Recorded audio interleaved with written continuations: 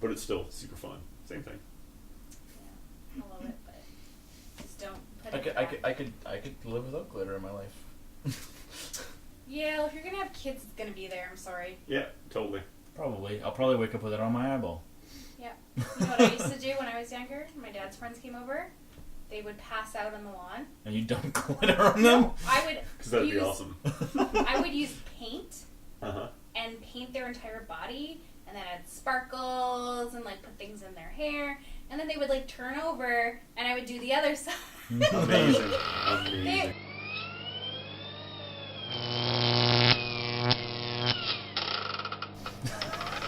We're back for another episode of Crosstalk. I'm Tim. I'm Chris. And today, Chris and I are going to talk about the 1970s. Not because either of us have a lot to say about the 1970s in general, but I think from film, we have some interesting insights that we feel like you should know about. Yeah, and spoiler, one of us was born at the end of the 1970s. Just saying. I'm not going to say who that is. I think everybody can kind of guess.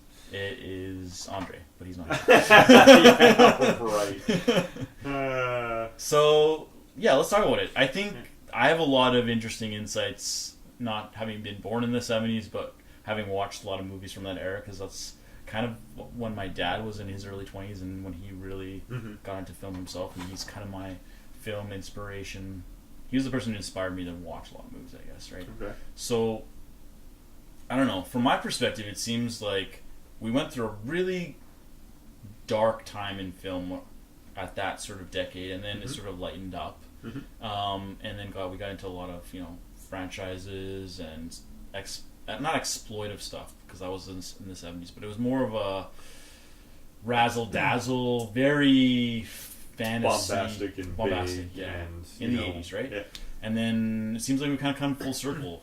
The 90s and early 2000s still had a lot of that, but it seems like it's kind of come full circle now.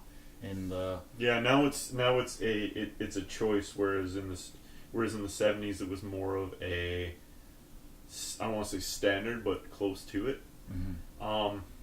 And just to kind of take it sort of in that direction.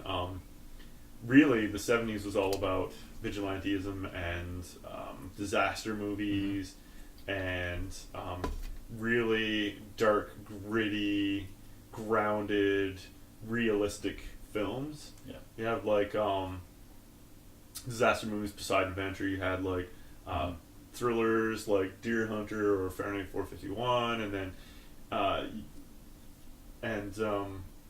then you had like for vigilantism, you had stuff like Taxi Driver and Death Wish and Dirty Harry. Yeah. So a lot of those films, that if the 70s was the golden age of sort of hard rock and anti-authority rock and roll, like Led Zeppelin and stuff like that, if that was kind of the golden age and what classic rock refers to as now, and then it was also the golden age of that type of gritty style, very like the effects were very low scale. It wasn't you didn't have these big science fiction epics until, of course, Star Wars.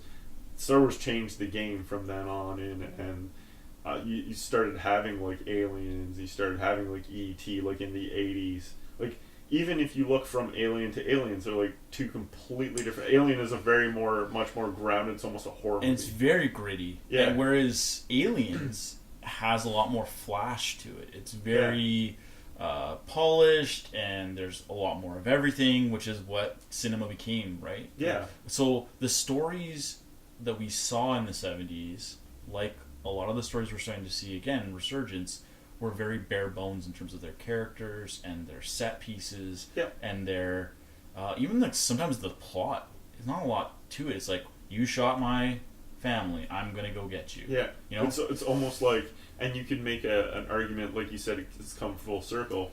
It's like, it's very John Wick-esque. Like, I know we talk about that a lot, but it's a very simple approach.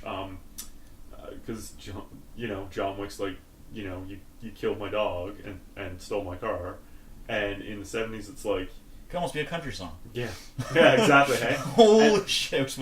Wow, mind blown. And then the 70s, like you said, it was very much of, you killed my partner. Yeah. You killed my wife. You killed my son. You foreclosed my house. You foreclosed my house. Yeah. You, you're a serial killer, or it's very straightforward. So it's a very, and it was very black and white. Dirty Harry was the good guy, and whoever happened to be facing that movie, that person was bad, and they were evil. Mm-hmm. Like, it wasn't really a shade of gray thing. No. And then there were a lot of films that stretched out, of course, like the aforementioned Taxi Driver, and then stuff like Serpico and stuff like that.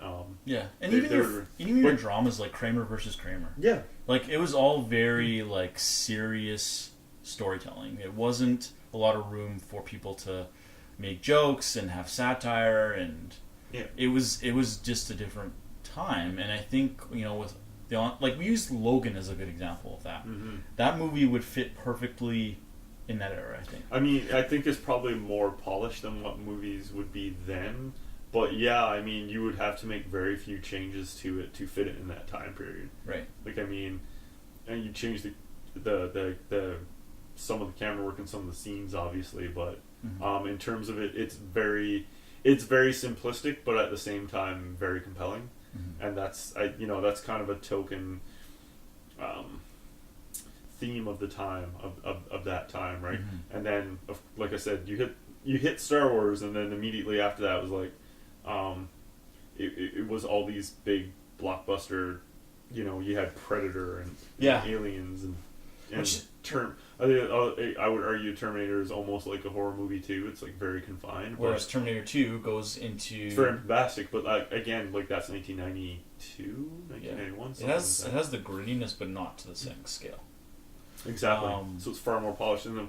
So, you have a resurgence a little bit in the 90s, and I know that Tarantino's a big fan of that style, so you can see it in his films, although... But he was an exception, not the rule. Exactly. Again, though, his stuff is way more polished.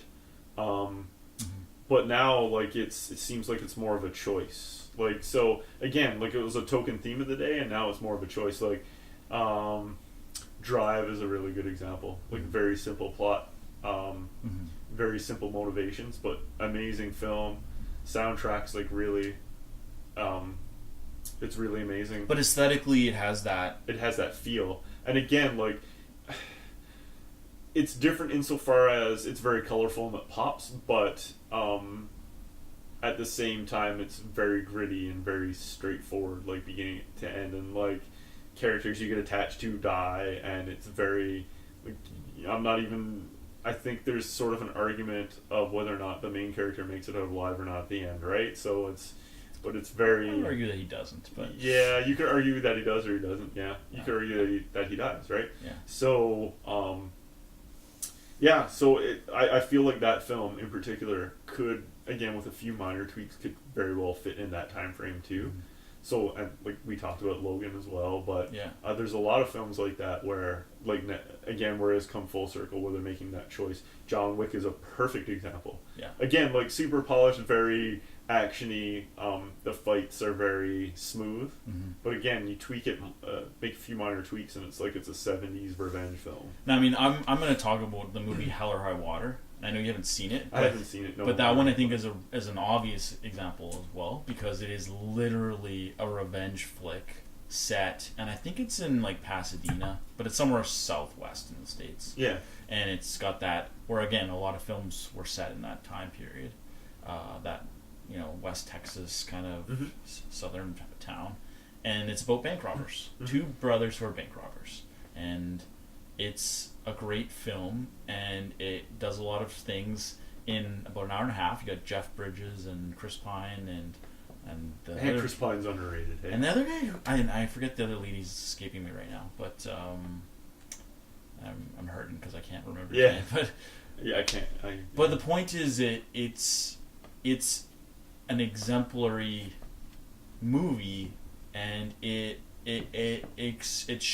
so obviously shows that people want to see those American hero types, because I think of politics as a great kind of underlying current, right? We talk about monster movies, and you see how zombies and vampires and werewolves and all those kind of I'm sure you've heard that theory before, how they can represent the evils of man. Yeah, and for stuff, sure. right? Yeah. So the same is true of just general movie choices. The kinds of films that we see right now are generally demonstrations of how people feel about the world around them, Yeah, right? and just as you were talking about Hell or High Water, you actually reminded me of a two particular directors, filmmakers, Yeah. and one particular film. So the Coen Brothers, Yeah. very stylistic. Stylistically speaking, most of their films could be grounded in that era, and I'm thinking No Country for Old Men specifically. Very, because you look at the villain in that, Anton Sugar, or however you pronounce his name, Yeah. and that guy is like a walking 70s character. Yeah. Like the hair, the clothes, his demeanor Yeah. is, I'm emotionless and will kill anybody. Like Yeah. that I could kill anybody whose path I cross, and like I'm laser focused on that. That's like a 70s foil if I ever saw it. Yeah, and everyone in that film has that sort of look, right? They have that, they could be, they're simple people with simple needs and simple desires. Not to say like simple in the same of simplistic, but they are very. There's not. What you see is what you get. Yeah, there's another one too that they did with Gabriel Byrne called Miller's Crossing. That's quite in that vein as well. Mm-hmm. I really like that film. It's one of their underrated gems, I feel. But if you even look into a Marvel film, I mean the Winter Soldier, when they were first releasing it, they described it as a 70s political thriller, right? And in fact, they got the actor who played the main bad guy in it was a staple of 70s films in that vein. He was usually played the good guy in those films, but he was a mainstay in those 70s, those gritty 70 films. So again, it just goes to show it's kind of come back around in some aspects, right? So yeah. So I think it's an interesting insight, and I hope that we get to see more films like that. Yeah. I hope it's not in the sense that it's because it's so bleak out there and everyone's hoping to see more vigilantism, but rather because those stories are a lot more interesting. I mean, again, I love comic books and science fiction as much as the next guy, but sometimes it's nice to just see a story. You need to have something simple and grounded just to balance out everything. And it's like you said, it's kind of a reflection of the world around us and how there's a lot of civil unrest, generally speaking, in the world right now. Yeah. And that was definitely encapsulated in the 70s as well. I mean, you had the Black Panther movement, and you had well, I guess that may be more 60s, but I think 70s too. And so you had like the gas shortages and you had a lot of Well, I guess it'd be fallout from that. the fallout from Vietnam War. So that was a big period of civil unrest too. Yeah. So I feel like that might be another reason why it could be linked. So at any rate, yeah. Cool. Well, I think that is a great slice of life for us to have talked about, and I hope we can do more of these in the future. Yeah, we should probably do more decades, actually. Now I'm thinking about it, I just had this thought in my head. Yeah, because the 80s is an interesting time. But it's just an interesting kind of snippet. I mean, I don't think we necessarily have to say it's about the 70s, but rather just specifically observations from the 70s. Yeah, because I'm sure we could talk about other things from the 70s. Yeah, sure. It was mostly the style at the time, for sure. Yeah. So I don't know. What do you think, Chris? Did we cover? I think we did. Awesome. So what do you think about a conversation about the 70s? Were you alive then? Are there any films that you think of? I know we missed Jaws. Is there any other films other than that you can think of? Maybe you can think of good examples or some parallels to now. Feel free to comment below, like and share the video, or even better, subscribe to the channel. Until next time, I'm Tim. And I'm Chris. And this is Crosstalk.